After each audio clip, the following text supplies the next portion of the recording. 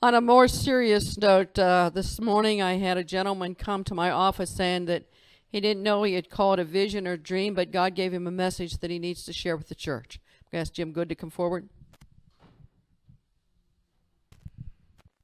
Good morning. I hope you all realize I'm neither a speaker nor a preacher. First of all, I'd like to say that Carol has been preaching some powerful sermons to the church, and maybe that's what led it to the vision or the dream or whatever you want to call it that I had. Now, Carol is a ordained minister, and she can speak, I can't. But Carol's more than that to me. She's a sister in Jesus Christ. And I think that's what we all should be, brothers and sisters in Jesus Christ. Now, my vision was, I guess if you had to give it a title, you'd have to call it the Road of Life. I see basically a two-lane road, and everybody's got to go down it.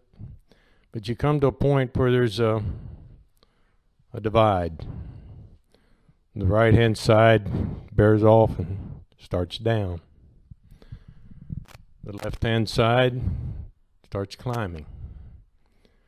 And I thought it was two interesting things at this point. One of them being the road to the left said one way.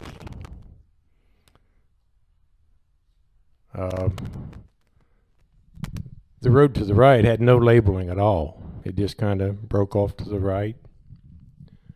And I wondered about that one way. I thought about it, and the road to the left leads to heaven, and it's one way. You think about it. Why would anyone want to leave heaven and come back down? So that not only was it one way, but it was one lane. The road to the right started out pretty narrow, but it gets wider as you go along. And also the other surprise to me at the divide was that not many people took the road to the right. Most of them were going to the left. They had good intentions. And the other thing I noticed was that between this road to the left and the road to the right was what I call a very slippery slope. The people would walking in the one way, one lane. If they didn't tithe to the church, if they didn't pray regularly, if they didn't read the Bible regularly, they kept getting closer and closer to the edge of this one lane, one way. You know, old Satan, he just loved that. He worked that slippery slope all the time, day and night. He never gives up. It makes it easy for him to put a stumbling block up on the edge of that one lane, one way.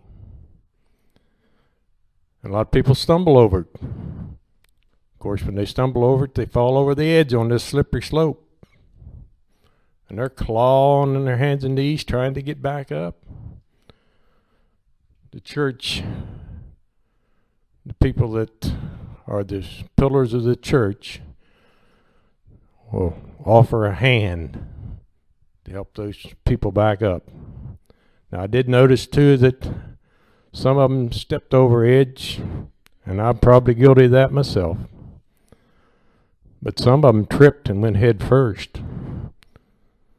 And they was way down that slippery slope before they ever got a hold enough to stop. And I noticed, too, that the pillars of the church, the Christian people of the church, would throw them a lifeline. That lifeline was made up of prayer. And eventually, through their clawing and scratching and praying on their knees, eventually was pulled back. The other thing I noticed was a lot of them didn't get that prayer, or at least didn't heed the prayers of the pillars of the church. Of course, you know what happened? They slid right on into that road going to hell.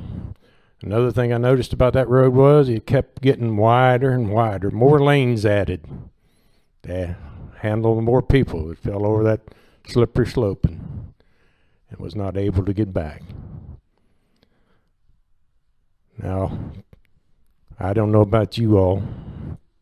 Carol preached a pretty good sermon here a while back on hell.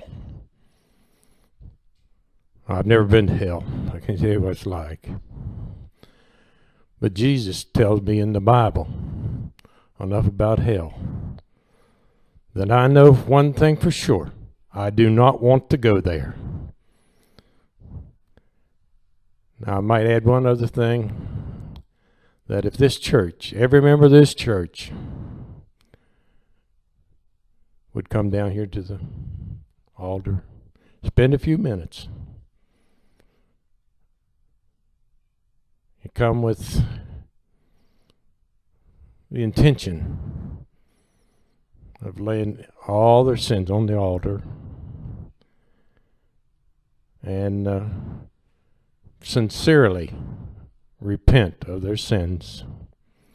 If the whole congregation would do this in unison, I think this church would be filled to standing room only.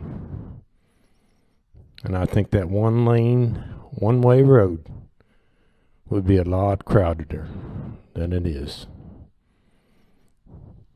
Thank you.